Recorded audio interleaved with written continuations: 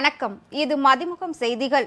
இன்றைய முக்கிய நிகழ்வுகளை பார்ப்பதற்கு முன்பாக தலைப்பு செய்திகளை பார்க்கலாம்.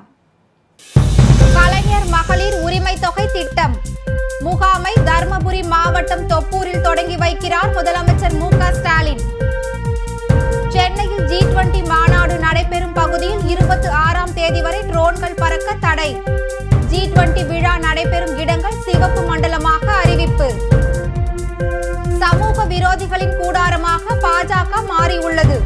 நாடாளுமன்ற தேர்தலில் 40 தொகுதிகளிலும் வெற்றி பெறுவோம் என அமைச்சர் சேகர் பாபு பேட்டி. அச்சுறுத்தலுக்கும் சோதனைகளுக்கும் அஞ்ச மாட்டோம். அதிமுகவை போல அடிமைகளாக இல்லாமல் அமலாக்கத்துறை சோதனையை வீரத்தோடு சந்திப்போம் என செஞ்சி மஸ்தான் பேட்டி.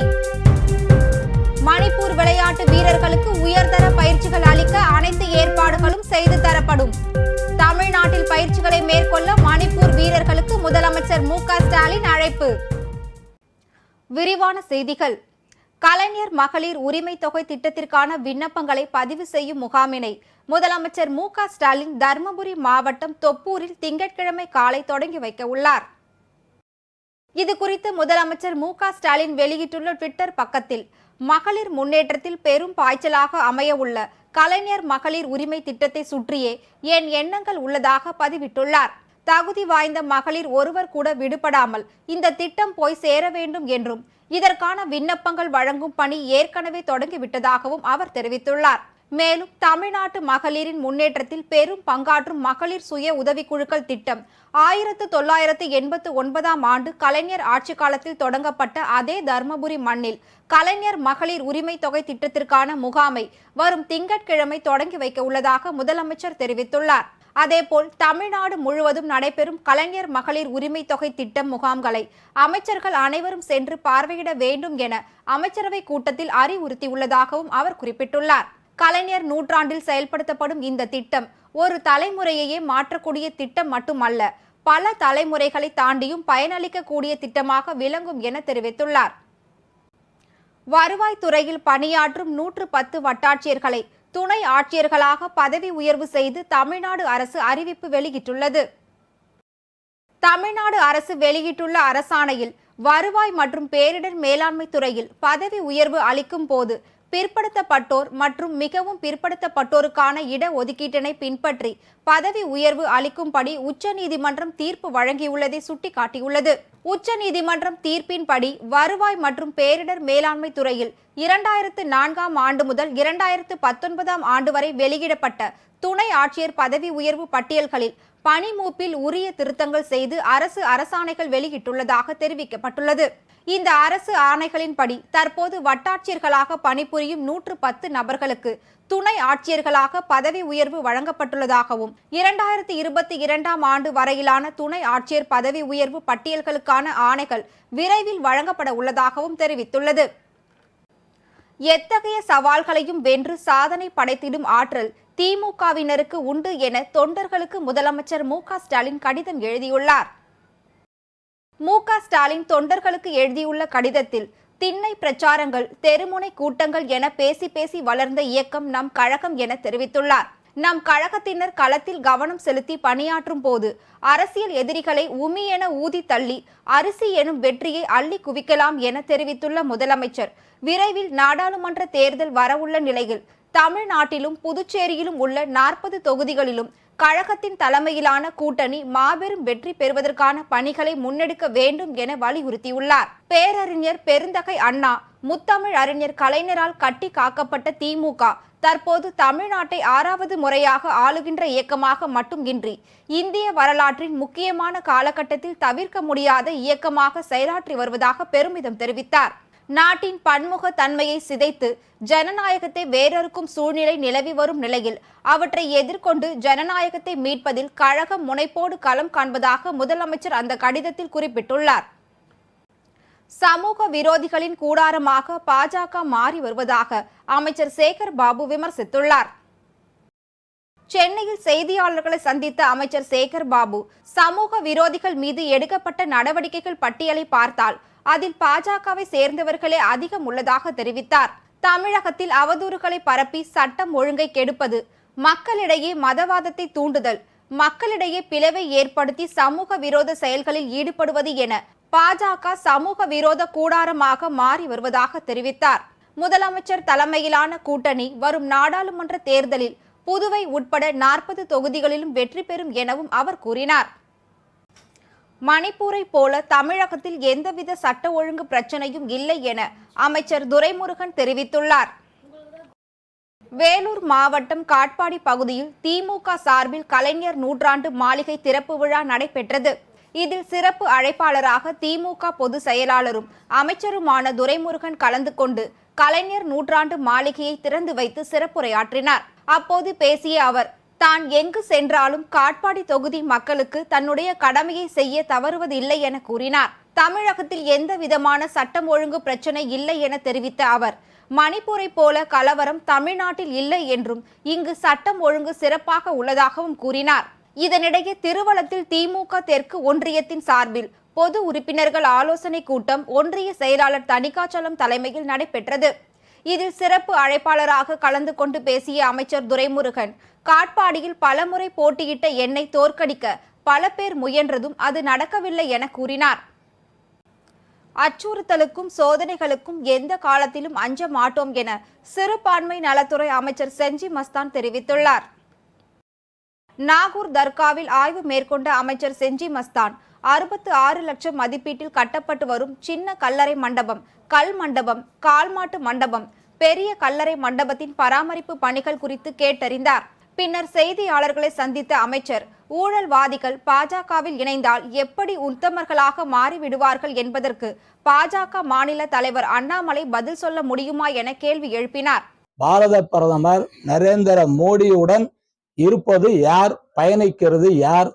அவர் மீது சொல்லப்பட்ட அமெரிக்கா பத்திரிகை மூலமாக ஆய்வு செய்து சொல்லப்பட்ட புகாருக்கு இதுவரையிலும் மோடி அவர்களும் பதில் சொல்லவில்லை, அண்ணாமலை அவர்களும் பதில் சொல்லவில்லை. ஒரு சென்ற மாதம் ஊழல் பட்டியல் என்று சொல்லுகிறார்கள். உடனடியாக மோடியை பார்த்து, அமித்ஷாவை பார்த்து அந்த கூட்டணியில் சேர்ந்தால் அவர்களை பக்கத்தில் உட்கார வச்சு தொலைக்காட்சியில் விளம்பரப்படுத்தும் போது அவர்கள் உத்தம புத்திரர்கள் ஆகிட்டார்கள் என்று சொல்லுகிறார்களே, அதற்கு முதலில் அண்ணாமலை பதில் சொன்னால் நான் நிச்சயமாக தினந்தோறும் அண்ணாமலை கேட்கிற கேள்விக்கு பதில் சொல்ல நான் தயாராக இருக்கிறேன். பல்வேறு சோதனைகளை கடந்து நாட்டு மக்களுக்கு சாதனை செய்வதே திராவிட மாடல் என தெரிவித்த அவர், அதிமுகவை போல அடிமைகளாக இல்லாமல் அமலாக்கத்துறை சோதனையை வீரத்தோடு சந்திப்போம் என கூறினார்.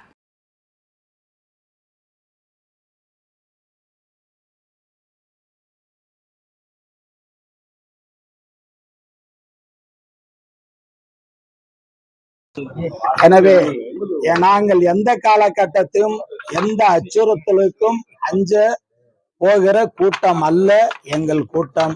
திராவிட முன்னேற்ற கழகம் கூட்டம் தியாகத்தில் வளர்ந்த கூட்டம். எனவே எந்த சோதனைகள் வந்தால் அதை ஏற்று அதை தாங்கக்கூடிய எல்லா வல்ல அந்த இதயம் எங்களுக்கு பேரறிஞர் அண்ணா அவர்கள் வழங்கி இருக்கிறார்கள். கடமை கண்ணியம் கட்டுப்பாட்டை நமக்கு நம்முடைய தலைவர் முத்தமிழ் அறிஞர் கலைஞர் வழங்கி இருக்கிறார். சோதனைகளை சந்திப்போம். காலத்திலே சர்க்காரியா கமிஷன் அந்த சோதனையை சந்திச்சோம். பல்வேறு சோதனைகளை சந்திப்போம். அதிமுகவை போல அடிமைத்தனமாக போய் சந்திக்க மாட்டோம். வீரத்தோடு சந்திப்போம், சட்டத்தோடு சந்திப்போம், சட்ட ரீதியாக சந்திப்போம். சென்னையில் G20 மாநாடு நடைபெறும் பகுதியில் 26ஆம் தேதி வரை ட்ரோன்கள் பறக்க தடை விதிக்கப்பட்டுள்ளது. இந்தியா, அர்ஜென்டினா, ஆஸ்திரேலியா உள்ளிட்ட G20 நாடுகள் கூட்டமைப்பின் தலைமை பொறுப்பை இந்த ஆண்டு இந்தியா ஏற்றுள்ளது. இந்நிலையில் G20 மாநாடு முன்னோட்ட நிகழ்வுகள் சென்னை மாமல்லபுரத்தில் திங்கட்கிழமை முதல் 26ஆம் தேதி வரை நடைபெற உள்ளது. இம்மாநாட்டில் France, German, Italy, England, Indonesia, Australia, தென்கொரியா, வடகொரியா, அமெரிக்கா, தென்னாப்பிரிக்கா, நார்வே, டென்மார்க் உள்ளிட்ட நாடுகளை சேர்ந்த 300 பேர் பங்கேற்க உள்ளனர். இந்நிலையில் சென்னையில் G20 மாநாடு நடைபெறும் பகுதியில் 26ஆம் தேதி வரை ட்ரோன்கள் பறக்க தடை விதிக்கப்படுவதாக மாநகர காவல்துறை உத்தரவிட்டுள்ளது. அத்துடன் சென்னை மாநகர காவல் நிலைய எல்லைக்கு உட்பட்ட G20 பிரதிநிதிகள் தங்கும் இடங்கள், விழா நடைபெறும் இடங்கள், பயணம் செய்யும் வழித்தடங்கள் சிவப்பு மண்டலமாக அறிவிக்கப்பட்டுள்ளது. அந்த சிவப்பு மண்டல பகுதிகள் மற்றும் வழித்தடங்களில் ட்ரோன்கள் பறக்க தடை விதித்து உத்தரவிடப்பட்டுள்ளது. தமிழ்நாட்டில் பயிற்சிகளை மேற்கொள்ள மணிப்பூர் மாநில விளையாட்டு வீரர்களுக்கு முதலமைச்சர் மு.க.ஸ்டாலின் அழைப்பு விடுத்துள்ளார். இது குறித்து அவர் வெளியிட்டுள்ள அறிக்கையில், தமிழ்நாடு அரசு எடுத்து வரும் விளையாட்டு மேம்பாட்டு முன்னெடுப்பு திட்டங்களால் தேசிய மற்றும் சர்வதேச அளவில் பல்வேறு விளையாட்டுகளில் தமிழ்நாட்டை சேர்ந்த விளையாட்டு வீரர்கள் அடுத்தடுத்து வெற்றிகளை பெற்று வருவதாக தெரிவித்துள்ளார். கேலோ இந்தியா இளைஞர் விளையாட்டுப் போட்டிகளை அடுத்த ஆண்டு சிறப்பாக நடத்துவதற்கான அனைத்து ஏற்பாடுகளும் ஏற்கனவே தொடங்கப்பட்டுள்ளதாக குறிப்பிட்டுள்ள முதலமைச்சர், விளையாட்டுப் போட்டிகளில் திறமைக்கு பெயர் பெற்ற மாநிலமான மணிப்பூரில் உள்ள தற்போதைய நிலைமையை எண்ணி தமிழ்நாடு மிகுந்த வேதனை அடைவதாக தெரிவித்துள்ளார். இந்நிலையில் மணிப்பூர் மாநிலத்தில் ஆசிய விளையாட்டு, கேலோ இந்தியா இளைஞர் விளையாட்டுப் போட்டிகள் போன்ற தேசிய மற்றும் சர்வதேச போட்டிகளுக்கு பயிற்சி அளிக்க சாதகமற்ற சூழ்நிலை நிலவுவதால் அம்மாநிலத்தை சேர்ந்த விளையாட்டு வீரர்கள், வீராங்கனைகள் தமிழ்நாட்டிற்கு வருகை தந்து பயிற்சிகள் பெறுவதற்கான ஏற்பாடுகளை செய்யுமாறு இளைஞர் நலன் மற்றும் விளையாட்டு மேம்பாட்டுத்துறை அமைச்சர் உதயநிதி ஸ்டாலினை கேட்டுக்கொண்டதாக குறிப்பிட்டுள்ளார். இதனை அடுத்து விளையாட்டு வீரர்கள் மற்றும் வீராங்கனைகளுக்கு தமிழ்நாடு அரசு விளையாட்டு மேம்பாட்டுத் துறையின் சார்பில் உயர்தர பயிற்சிகள் அளிக்க அனைத்து ஏற்பாடுகளும் செய்து தரப்படும் என அமைச்சர் உதயநிதி ஸ்டாலின் உறுதி அளித்துள்ளதாக தெரிவித்துள்ள முதலமைச்சர், மணிப்பூர் மாநிலத்தை சேர்ந்த விளையாட்டு வீரர்கள் மற்றும் வீராங்கனைகள் தமிழ்நாடு விளையாட்டு மேம்பாட்டு ஆணையத்தின் விளையாட்டு வசதிகளை பயன்படுத்திக் கொள்ள அழைப்பு விடுத்துள்ளார். கர்நாடக அணைகளில் இருந்து திறந்துவிடப்பட்ட தண்ணீர் 2 நாட்களில் தமிழக எல்லையான பிலிகுண்டு வந்தடையும் என தெரிவிக்கப்பட்டுள்ளது. தமிழ்நாட்டில் குறுவை சாகுபடியை தடையின்றி மேற்கொள்ள காவிரியில் இருந்து உரிய நீரை திறக்க கர்நாடக அரசிற்கு உத்தரவிட வேண்டும் என ஜல்சக்தி துறை அமைச்சர் கஜேந்திர சிங் ஷெகாவத்திடம் தமிழ்நாடு முதலமைச்சர் மு.க.ஸ்டாலின் வலியுறுத்தினார். இது தொடர்பாக ஒன்றிய அமைச்சருக்கு முதலமைச்சர் மு.க.ஸ்டாலின் கடிதம் ஒன்றையும் எழுதியுள்ளார். அதில் ஜூலை மாதத்தில் தென்மேற்கு பருவமழை வேகமெடுத்துள்ள நிலையில் கர்நாடக அரசு தண்ணீர் திறந்து விடவில்லை என்றும், மேட்டூர் அணையில் உள்ள நீர் இருப்பு வேகமாக குறைந்து வருவதால் 20 நாட்களுக்கு மட்டுமே இருப்பில் உள்ள நீரை பாசனத்திற்கு பயன்படுத்த முடியும் என்றும் குறிப்பிட்டிருந்தார். மேட்டூர் அணையில் இருந்து வரும் நீரை மட்டுமே குறுவை சாகுபடி நம்பி உள்ளதாக தெரிவித்துள்ள முதலமைச்சர், கர்நாடகாவில் இருந்து திறந்துவிடப்படும் தண்ணீரை கொண்டுதான் பற்றாக்குறையை பூர்த்தி செய்ய இயலும் என தெரிவித்திருந்தார். இதனை அடுத்து கர்நாடக மாநில துணை முதல்வர் டி.கே. சிவக்குமார் தமிழ்நாட்டிற்கு காவிரியில் தண்ணீர் திறக்கப்படும் என அண்மையில் தெரிவித்தார். இந்நிலையில் கர்நாடக மாநிலம் காவிரி நீர்பிடிப்பு பகுதிகளில் தொடர்ந்து மழை பெய்ததை அடுத்து தற்போது கர்நாடக மாநிலத்தின் KRS மற்றும் கபினி அணைகளில் நீர் திறக்கப்பட்டுள்ளது. அதன்படி காவிரி நீர்பிடிப்பு பகுதிகளில் பெய்த கனமழை எதிரொலியாக KRS அணைக்கான நீர்வரத்து 9514 கன அடியாக உள்ள நிலையில் அணையில் இருந்து 2500 கன அடி நீர் காவிரி ஆற்றில் வெளியேற்றப்படுகிறது. அதேபோல் கபினி அணையின் நீர்வரத்து 13114 கன அடியாக உள்ள நிலையில் அணையில் இருந்து 2146 கன அடி நீர் தண்ணீர் திறக்கப்பட்டுள்ளது. இந்த தண்ணீர் 2 நாட்களில் தமிழக எல்லையான பிலிகுண்டு வந்தடையும் என எதிர்பார்க்கப்படுகிறது. திமுக இளைஞர் அணி நிர்வாகிகள் கூட்டம் 29ஆம் தேதி அண்ணா அறிவாலயத்தில் நடைபெற உள்ளதாக அமைச்சர் உதயநிதி ஸ்டாலின் தெரிவித்துள்ளார். 2024ஆம் ஆண்டுக்கான நாடாளுமன்ற தேர்தல் நெருங்கி வரும் நிலையில் இளைஞர் அணியினரின் பங்களிப்பை அதிகரிக்க முதலமைச்சர் மு.க.ஸ்டாலின் அறிவுறுத்தியுள்ளார். இந்நிலையில் திமுக இளைஞர் அணி நிர்வாகிகள் கூட்டம் 29ஆம் தேதி அண்ணா அறிவாலயத்தில் நடக்க உள்ளதாக அமைச்சர் உதயநிதி ஸ்டாலின் தெரிவித்துள்ளார். இந்த கூட்டத்தில் புதிதாக நியமிக்கப்பட்ட மாநில, மாவட்ட, மாநகர அமைப்பாளர்கள் கூட்டத்தில் பங்கேற்க வேண்டும் என்று தெரிவிக்கப்பட்டுள்ளது. இளைஞர் அணி நிர்வாகிகள் கூட்டத்தில் முதலமைச்சர் ஸ்டாலின் கலந்து கொள்வார் எனவும் தகவல் வெளியாகியுள்ளது. மணிப்பூர் கலவரம் குறித்து நாடாளுமன்றத்தில் விவாதம் நடத்த பிரதமர் மோடி தயாராக இல்லை என திமுக எம்பி கனிமொழி குற்றம் சாட்டியுள்ளார். சென்னையில் செய்தியாளரை சந்தித்த அவர், மணிப்பூர் சம்பவம் குறித்து உச்சநீதிமன்றம் கேள்வி எழுப்பிய பிறகே பிரதமர் மோடி இது குறித்து பேசியுள்ளதாக தெரிவித்தார். எல்லாருடைய மனசாட்சியும் அசைத்து பார்க்கக்கூடிய, யாராலையுமே ஜீரணித்துக் கொள்ள முடியாத அளவுக்கு மிக மோசமாக அங்கே பெண்கள் கொடூரமாக நடத்தப்பட்டிருக்கிறார்கள். எஃப்ஐஆர் பதிவு செய்யப்பட்ட பிறகு அந்த சம்பவம் நடக்கும் பொழுது அங்கே போலீஸ்காரங்க இருந்திருக்காங்க. அதற்கு பிறகு எஃப்ஐஆர் பதிவு செய்யப்பட்டிருக்கு. அந்த வீடியோ விமென்ஸ் கமிஷனுக்கு அனுப்பப்பட்டிருக்கிறது. இதற்கு பிறகும் எந்த நடவடிக்கையும் எடுக்காமல் அந்த வீடியோ வைரலான பிறகு தான் சுப்ரீம் கோர்ட் வந்து சுமோட்டோவாக வந்து அதை பற்றி கமெண்ட்ஸ் பாஸ் பண்ண பிறகு தான் வந்து இன்றைக்கி பிரதமர் அவர்களும் அதுவும் பாராளுமன்றத்துக்கு வெளியிலே அதை பற்றி பேசுகிறார். அதுக்கப்புறம் தான் வந்து 4 பேர் கைது செய்யப்பட்டிருக்கக்கூடிய ஒரு சூழல் இருக்கிறது என்றால் வந்து இந்த நாட்டில் பெண்களுக்கு என்ன பாதுகாப்பு இருக்க முடியும், மனிதர்களுக்கு என்ன பாதுகாப்பு இருக்க முடியும் அப்படிங்கிற கேள்வி நம்ம எல்லாருக்கும் எழக்கூடிய ஒன்றாக இருக்கிறது. இந்த சம்பவத்தின் மூலம் நாட்டில் பெண்களுக்கும் மனிதர்களுக்கும் எந்த பாதுகாப்பும் இல்லை என்ற அவர், மணிப்பூர் கலவரம் அனைவரது மனசாட்சியும் அசைத்து பார்க்கக்கூடிய, ஜீரணிக்க முடியாத அளவில் மிகவும் மோசமாக கொடூர சம்பவம் என கூறினார். நாடாளுமன்றத்தில் வந்து தொடர்ந்து எதிர்க்கட்சிகள் பிரதமர் வந்து இதற்கு பதிலளிக்க வேண்டும் அப்படிங்கிறத தொடர்ந்து அழுத்தி சொல்லி கொண்டிருக்கிறோம், போராடி கொண்டிருக்கிறோம். இது தேர்தலை பற்றி வந்து ஒரு விஷயம் இல்லை. பாஜக பார்ப்பது போல இது தேர்தல் எல்லாத்தையும் வந்து தேர்தல் அரசியலாக மாற்றிவிட முடியாது. மனிதர்களுடைய அடிப்படை வாழ்க்கை வந்து பாதுகாப்பானதாக இருக்க வேண்டும் அப்படிங்கிறது தான் அடிப்படையான விஷயம். இவ்வளவு நடந்த பிறகும் அதை பற்றி பாஜக, ஒன்றிய அரசாங்கம் பாராளுமன்றத்திலே விவாதிக்க தயாராக இல்லை. அப்படிங்கிறது தான் வந்து ஜனநாயகத்தில் நடந்திருக்கக்கூடிய மிகப்பெரிய கொடுமை. அதனால் இதை தொடர்ந்து எதிர்க்கட்சிகள் வலியுறுத்துவோம். 3வது நாளாக கோயம்பேடு காய்கறி சந்தையில் தக்காளி விலையில் மாற்றம் இன்றி கிலோ 90 ரூபாய்க்கு விற்பனையாகி வருகிறது. இது குறித்து கூடுதல் தகவல்கள் தருவதற்காக செய்தியாளர் கௌசல்யா நம்முடன் இணைந்துள்ளார்.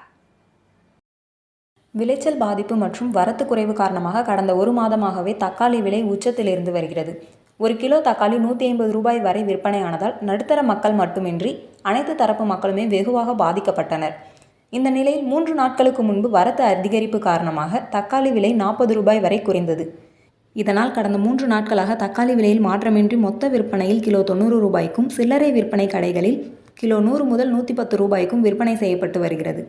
வரத்து ஏற்ற இறக்கம் இன்றி வருவதால் விலையில் மாற்றமின்றி விற்பனை செய்யப்படுவதாக வியாபாரிகள் தெரிவித்துள்ளனர். தகவல்களுக்கு நன்றி கௌசல்யா. பல்வேறு மாவட்டங்களில் நடைபெற்ற தகவல்களை களத்தில் மதிமுகம் பகுதியில் பார்க்கலாம்.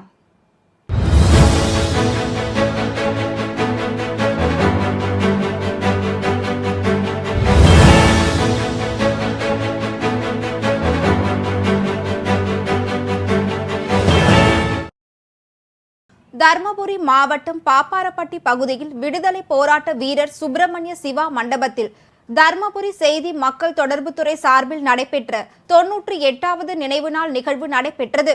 இதில் மாநில வேளாண்மை மற்றும் உழவர் நலத்துறை அமைச்சர் MRK பன்னீர்செல்வம் கலந்து கொண்டு மலர்களால் அலங்கரிக்கப்பட்ட விடுதலை போராட்ட வீரர் தியாகி சுப்பிரமணிய சிவா நினைவிடம், நினைவு தூண் ஆகியவற்றிற்கு மாலை அணிவித்தும் திரு உருவப்படத்திற்கு மலர் தூவி மரியாதை செலுத்தினார். திருப்பூர் தாராபுரம் சாலையில் உள்ள ஃப்ரண்ட்லைன் என்ற தனியார் கல்வி குழுமம் 25ஆம் ஆண்டு விழா கொண்டாடப்பட்டது. இந்நிகழ்ச்சியில் பங்கேற்ற மாணவ மாணவிகள் பலர் உலக சாதனை முயற்சிகளை மேற்கொண்டனர்.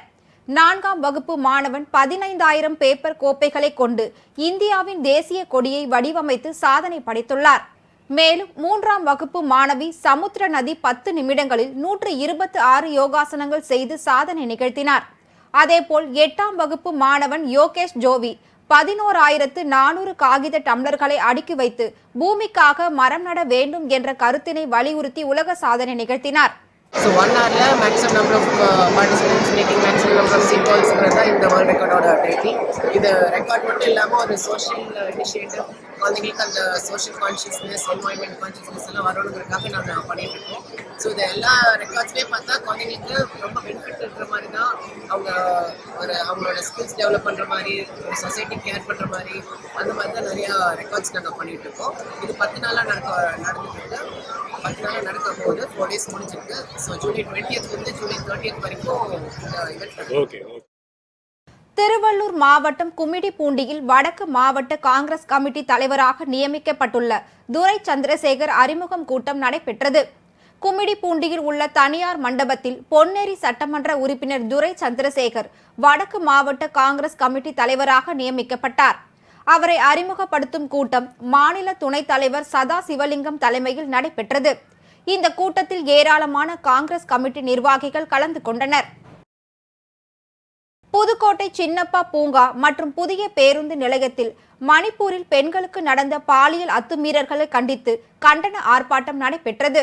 ஒன்றிய அரசிற்கு எதிராக கோஷங்கள் எழுப்பப்பட்ட அட்டைகளை கையில் ஏந்தியபடி சிறுவர்கள் மற்றும் மாற்றுத்திறனாளிகள் ஆக்ரோஷமாக கோஷங்கள் எழுப்பி ஆர்ப்பாட்டத்தில் ஈடுபட்டனர். அதேபோல் வேலூர் மாவட்டம் அண்ணா கலையரங்கம் அருகில் மணிப்பூர் கலவரத்தை கண்டித்து ஆர்ப்பாட்டம் நடைபெற்றது. பாதிக்கப்பட்ட மக்களுக்கு நீதி வழங்க கோரியும் மணிப்பூர் மாநில அரசையும் ஒன்றிய அரசையும் கண்டித்து AICCTU சார்பில் மாவட்ட செயலாளர் சிம்புதேவன் தலைமையில் ஆர்ப்பாட்டம் நடைபெற்றது. AICCTU தொழிற்சங்கத்தினுடைய மாநில நிர்வாகிகள் கூட்டம் இங்க நடந்துட்டு இருக்கு. இந்த கூட்டத்தில் மாநில அளவில் எடுக்க வேண்டிய போராட்டங்கள் அதை பற்றி விவாதிக்கிறோம். அதில் மிக முக்கியமாக ஆகஸ்ட் 9ஆம் தேதி மாநிலம் முழுக்க எல்லாரும் திரண்டு சென்னையில் அணி திரட்டுறது, தொழிலாளர்கள் அணி திரட்டுறது அப்படின்னு சொல்லிட்டு ஒரு முடிவு எடுத்திருக்கிறோம். இது நாடு முழுக்க நடக்கக்கூடிய போராட்டம். ஆகஸ்ட் 9ஆம் நாள் வெள்ளையனே வெளியேறு இயக்கம் நடந்த நாள் அன்றைக்கு இந்திய கொள்ளையர்களாகிய மோடி ஷா கும்பல் இந்த ஆட்சியை விட்டு வெளியேற்றப்படணும் அப்படின்னு சொல்லிட்டு அதற்காக அந்த போராட்டத்தை தொழிலாளர்களுடைய போராட்டத்தை நடத்தி கொண்டிருக்கிறோம். திண்டுக்கல் மாவட்டம் கொடைக்கானலில் சூறைக்காற்றுடன் பெய்த சாரல் மழையால் சுற்றுலா பயணிகள் கண்டு ரசித்தனர். 2 தினங்களாக சூறைக்காற்றுடன் சாரல் மழை பெய்து வருவதால் அங்கு மிதமான சூழல் நிலவி வருகிறது. இதனால் சுற்றுலா இடங்களான மோயர் முனை, பயன்மர காடுகள், குணா குகை, தூண்பாறை, பசுமை பள்ளத்தாக்கு, ஏரி, பிரையன் பூங்கா, ரோஜா பூங்கா உள்ளிட்ட அனைத்து பகுதிகளிலும் சுற்றுலா பயணிகளின் கூட்டம் அதிகரித்து காணப்பட்டது. திருவண்ணாமலை கிரிவல பாதையில் உலக நன்மைக்காக பரதநாட்டியம் ஆடியபடி கிரிவலம் சென்ற இளம்பெண்ணை பலரும் ரசித்து பாராட்டினர். கோவிலின் ராஜகோபுரம் முன்பு ஆந்திர மாநிலம் நெல்லூர் பகுதியை சேர்ந்த பவ்ய ஹாசினி என்ற இளம்பெண் உலக நன்மைக்காக கிரிவல பாதையில் 14 கிலோமீட்டர் தூரம் பரதநாட்டியம் ஆடியபடி கிரிவலம் வந்துள்ளார். மயிலாடுதுறை அருகே பேருந்தில் நகை திருடிய 3 பெண்களை காவல்துறையினர் கைது செய்து சிறையில் அடைத்தனர். பேருந்தில் பயணம் செய்த நாகை மாவட்டத்தை சேர்ந்த பவானி என்பவரின் 5 பவுன் நகையை அஞ்சம்மாள், ராணி, நதியா ஆகிய 3 பேர் உதவி செய்வது போல் நடித்து திருடி சென்றுள்ளனர். இது குறித்து வழக்கு பதிவு செய்த காவல்துறையினர் 5.5 பவுன் நகையை பறிமுதல் செய்த நிலையில் 3 பேரையும் நீதிமன்றத்தில் ஆஜர்படுத்தி சிறையில் அடைத்தனர். வேலூர் மாவட்டம் குடியாத்தத்தில் குடித்தண்ணீர் கேட்டு காலி குடங்களுடன் பெண்கள் சாலை மறியலில் ஈடுபட்டதால் பரபரப்பு ஏற்பட்டது. குடியாத்தம் நகரம் முழுவதும் ஒகேனக்கல் கூட்டு குடிநீர் தண்ணீர் வராததால் பீச்சனூர் பேட்டை பகுதியில் உள்ள மேல்சுந்தர வீதியில் பெண்கள் காலி குடங்களுடன் குடியாத்தம் பழமநேரி சாலையில் மறியலில் ஈடுபட்டனர். சம்பவ இடத்திற்கு வந்த குடியாத்தம் காவல்துறையினர் மற்றும் நகராட்சி அதிகாரிகள் பொதுமக்களிடம் பேச்சுவார்த்தை நடத்தி உடனடியாக தண்ணீர் கிடைக்க ஏற்பாடு செய்வதாக கூறிய பின் பொதுமக்கள் அனைவரும் கலைந்து சென்றனர்.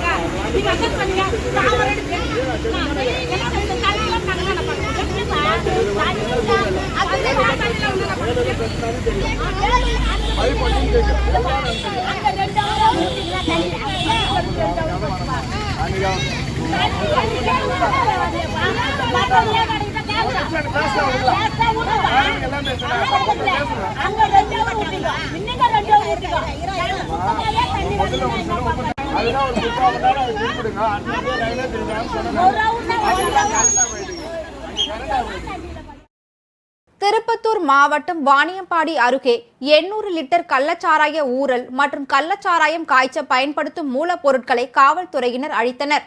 தமிழக ஆந்திர எல்லையில் அமைந்துள்ள மாதகடப்பா, தேவராஜபுரம், தரைக்காடு, கொர்ரிப்பள்ளம் உள்ளிட்ட மலைப்பகுதிகளில் காவல்துறையினர் மதுவிலக்கு வேட்டையில் ஈடுபட்டனர்.